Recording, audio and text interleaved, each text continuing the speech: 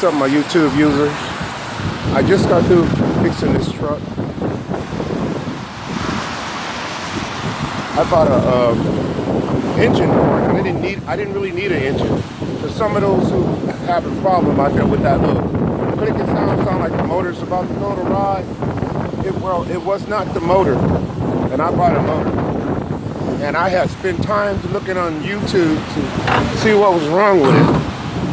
Turned out to be that clicking sound sounded just like the engine was going out. It was actually this, the Cadillac converter. It was making a clicking sound exactly like when the engine goes out. So if you guys are having that problem, because I have been on YouTube a couple of times trying to find out, ooh, the weather is bad here in California. But anyway, I'm sending the solution now if you're having a problem with that Cadillac converter making that clicking sound.